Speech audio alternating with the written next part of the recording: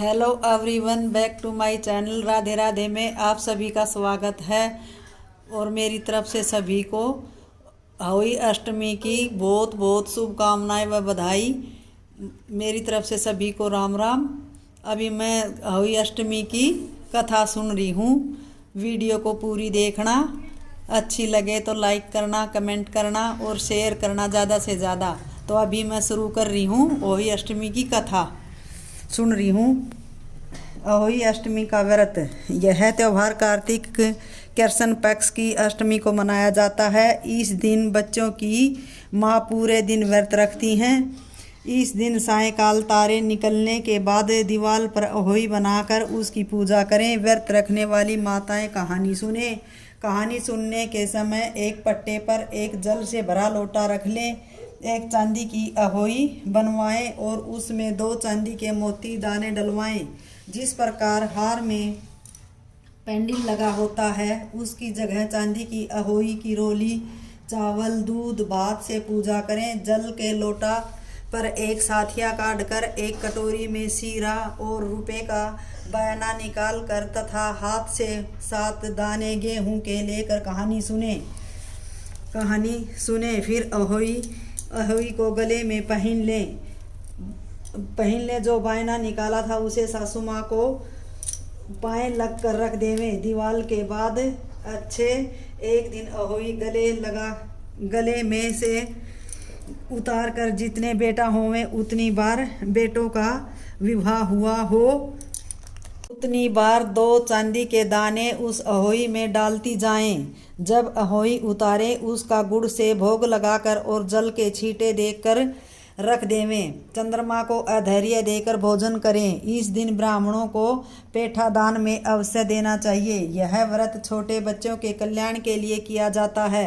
अहोई देवी के चित्र के साथ साथ शेही और शेही के बच्चे के चित्र भी बनावें और पूजा करें।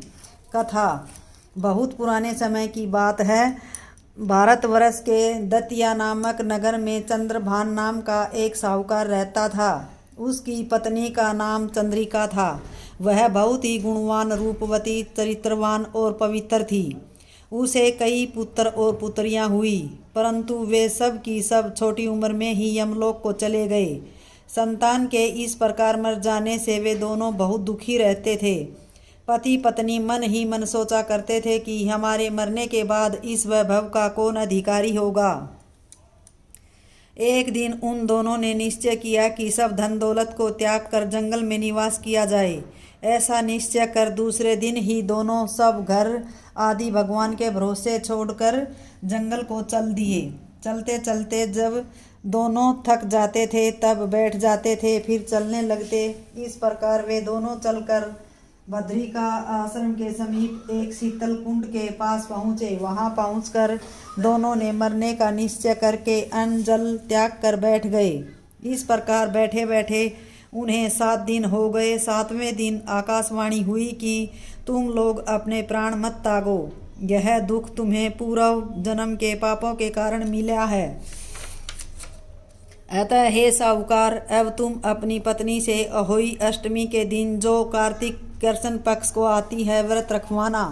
इस व्रत के प्रभाव से अहोई नाम की देवी प्रसन्न होगी और तुम्हारे पास आएगी। तब तुम उस देवी से अपने पुत्रों की दीर्घायु मांगना। व्रत के दिन रात्रि को तुम राधा कुंड में स्नान करना। कार्तिक पक्ष की अष्टमी आने पर चंद्रिका ने बड़ी श्रद्धा से अहोई देवी का व्रत धारण किया और रात्रि को साहूकार राधा कुंड में स्नान करने गया। साहूकार जब स्नान करके घर लौट रहा था तो रास्ते में अहोई देवी ने उसे दर्शन दिया और बोली, साहूकार, मैं तुमसे बहुत खुश हूँ। तुम मुझसे कुछ भी वर मांग लो।